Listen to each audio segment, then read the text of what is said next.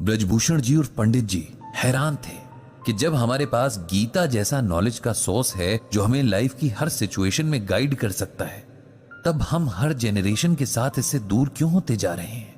और उससे भी हैरानी की बात यह है कि फॉरेनर्स के बीच गीता को जानने और समझने की क्यूरियोसिटी बढ़ती जा रही है। वो लोग अपनी नौकरियों से ब्रेक लेकर यहां आते हैं और गीता ज्ञान को समझते हैं। लाइफ में कितना अप्लाई कर पाते हैं ये तो वही जाने, लेकिन कम से कम इसके लिए एफर्ट तो करते हैं।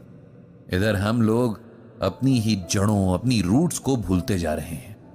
ये सोचकर पंडित जी गहरी सांस लेकर ब्लॉग लिखना शुरू करते हैं, मन ही मन सोचते हुए कि जो मेरी रिस्पॉन्सिबिलिटी है भाई उसे तो मैं पूरा करूंगा ही। लोगों को गीता ज्ञान के पास लेकर आने का जो एम लेकर चल रहा हूं उसे तो पूरा करना ही है।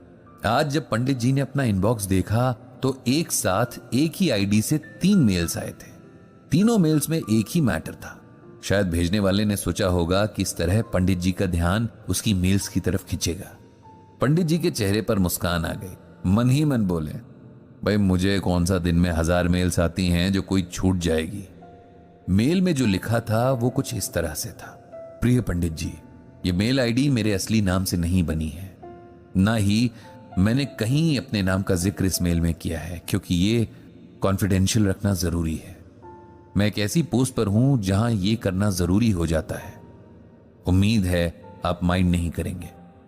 कुछ वक्त से आपके गीता ज्ञान ब्लॉग को पढ़ रही हूं। आप रोज एक श्लोक का मतलब बताते हैं, फिर रियल लाइफ सिचुएशंस में उस श्लोक से हमें कैसे मदद मिल सकती है ये बताते हैं। ये सब मुझे बहुत इंटरेस्टिंग लगता है। साथ ही जिंदगी जीने का नया नजरिया, प्रॉब्लम्स को देखने का नया सलीका भी मिलता है। आज अपनी लाइफ की एक प्रॉब्लम का कहीं सोल्यूशन ना पाकर मैं आपको ये मेल कर रही हूं, इस उम्मीद में कि आप ही मुझे गीता ज्ञान के जरिए कोई ऐसा रास्ता दिखाएंगे जो सही हो। नाम तो बता नहीं सकती, लेकिन बाकी सारी बातें डिटेल में बता रही हूं ताकि आपको मेरी प्रॉब्लम का सही से अंदाजा लग सके। मैं एक बड़ी एडमिनिस्ट्रेटिव पोस्ट पर हूं, मेरे हस्बैंड भी ऐसी ही पोस्ट पर हैं, और जो प्रॉब्लम मैं फेस कर रही हूं वो मेरे हस्बैंड से ही जुड़ी हुई है। प्रॉब्लम शेयर करने से पहले मैं आपको अपनी लाइफ स्टोरी सुनाती हूं ताकि आपको मेरी सिचुएशन समझने में मदद मिले। मैं एक मिडिल क्लास फैमिली से हूं। मेरे फादर एक टीचर थे, मदर हाउसवाइफ, दोनों ही अब इस दुनिया में नहीं है। मैं अपने माँ बाप की इकलौती औलाद हूं। मेरे फादर बहुत उसूलों वाले इंसान थे। उन्हें नमक रोटी में गुजारा करना पसंद था, लेकिन गलत तरीके से पैसे कमाना नहीं। यहां तक कि बच्चों को घर पे ट्यूशन पढ़ाना भी उन्हें गलत लगता था। उनका कहना था कि अगर टीचर क्लास में सही से पढ़ाए तो बच्चों को अलग से पढ़ाने की जरूरत ही नहीं है। मेरी माँ भी बहुत सिंपल सी लेडी थी, ज्यादातर टाइम घर के काम और पूजा पाठ में लगी रहती। मेरे पिता का सपना था कि मैं एक IAS अफसर बनूं, और यही नहीं, मैं एक ऑनेस्ट IAS अफसर बनूं ताकि लोग कहें कि मैंने अपनी बेटी को बहुत अच्छे से पाला है। बहुत कम इनकम और रिसोर्सेस के बावजूद मेरे पेरेंट्स ने मुझे बहुत अच्छी एजुकेशन दी। मैं भी बहुत मन लगाकर पढ़ती रही। मेरे फादर का ड्रीम अब मेरा ड्रीम बन गया था। हम 3 लोगों की फैमिली बहुत खुशी खुशी अपना टाइम बिता रही थी। दिन रात की मेहनत और मेरे पापा की गाइडेंस की वजह से मैं अपनी स्टडीज में बहुत अच्छा कर रही थी। मेरी सिविल सर्विसेज की प्रिपरेशन के लिए मेरी माँ ने अपनी कुछ ज्वेलरी भी बेच दी थी। इस बात से मैं और भी डिटरमिन्ड हो गई कि मुझे हर हाल में ये एग्जाम क्लियर करना है। पेरेंट्स की ब्लेसिंग और मेरी मेहनत रंग लाई और मैं IAS अफसर बन गई। इस बात से मेरे पिता जैसे 7वें आसमान पर थे और मेरी खुशी का कोई ठिकाना नहीं था। ट्रेनिंग के लिए निकलने से पहले पापा ने बार बार मुझे याद दिलाया कि मुझे अपना काम बहुत ईमानदारी से करना है। मैं भी उन्हें बार बार यकीन दिला रही थी कि मैं कभी भी उन्हें डिसअपॉइंट नहीं करूंगी। ट्रेनिंग पूरी हुई और मुझे दूर दराज के इलाके में पोस्टिंग मिल गई। ट्रेनिंग के दौरान मेरी दोस्ती एक ऑफिसर से हुई। सर्विस के दौरान ये दोस्ती धीरे धीरे प्यार में बदल गई। हम दोनों में बहुत सारी बातें अलग थी। वो बहुत रिच फैमिली से था, उसके फादर बहुत बड़े बिजनेसमैन थे। हमारी वैल्यूज में भी बहुत फर्क था, लेकिन वो कहते हैं ना कि इश्क आपको सब कुछ भुला देता है। मेरे साथ भी यही हुआ। जब हमने शादी का प्लान किया तो मैंने अपने पेरेंट्स को बताया। मेरे फादर को वैसे तो कोई एतराज नहीं था, बस उनका ये कहना था कि हम जिस माहौल में जिन वैल्यूज के साथ बड़े होते हैं उनका असर हमारी लाइफ के हर हिस्से में पड़ता है। कहीं ऐसा ना हो कि तुम दोनों के डिफरेंसेस तुम्हारी शादी को भी अफेक्ट करें। मैंने अपने पिताजी को कन्विंस किया कि ऐसा नहीं होगा, हम दोनों बहुत समझदार हैं, इसे मैनेज कर लेंगे। तो मेरे फादर मान गए और हमारी शादी हो गई। कुछ टाइम तक सब ठीक चलता रहा, लेकिन वक्त बीतने के साथ मुझे कुछ चीजें रियलाइज होनी शुरू हो गई। मेरे हस्बैंड को एथिक्स से कुछ लेना देना नहीं था। अपनी पोस्ट और पावर का वो पूरा फायदा उठा रहे थे।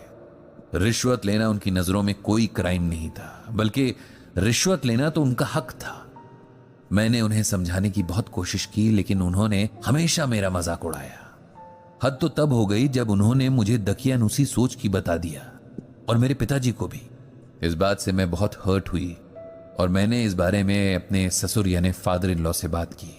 उन्हें सब बताया कि उनका बेटा किस तरह गलत रास्ते से पैसे कमा रहा है और कल को ये बात कितनी बड़ी मुसीबत बन सकती है।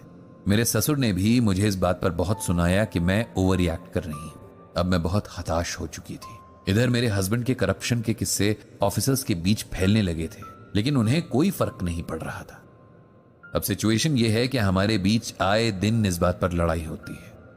वो अपने आप को सुधारने के लिए तैयार नहीं है और मैं अपने पिता की सिखाई हुई वैल्यूज पर कॉम्प्रोमाइज नहीं कर सकती, क्योंकि अब ये मेरी भी वैल्यूज है।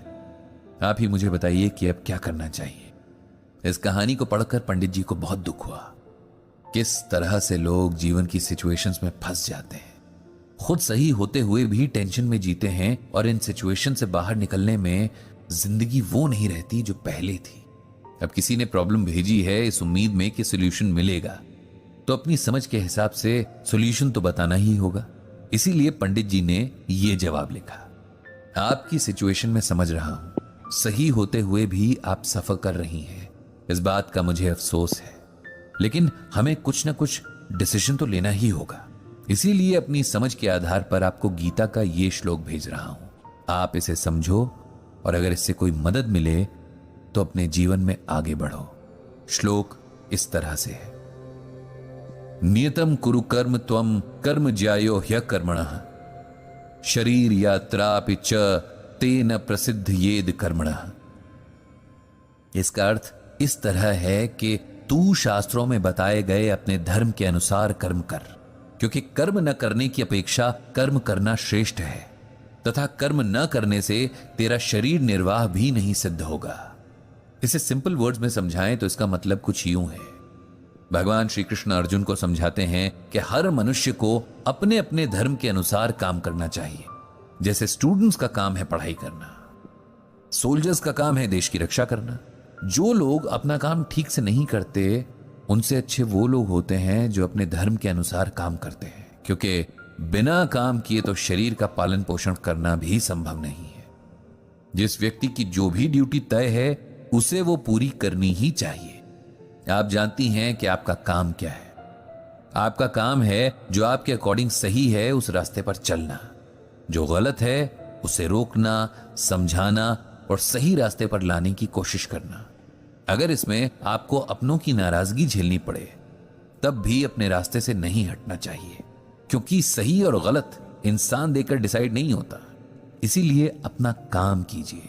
हो सकता है इसका रिजल्ट अच्छा ना हो, लेकिन आपको इस बात का सेटिस्फैक्शन हमेशा रहेगा कि आपने काम ठीक से किया। अगर बहुत कोशिश के बाद भी कोई सुधरना ना चाहे तो फिर उसे उसके हाल पर छोड़कर आगे बढ़ने में ही समझदारी है। भगवान श्री कृष्ण आपको सही राह पर चलने की शक्ति दें। ये लिखकर पंडित जी ने मेल सेंड कर दी।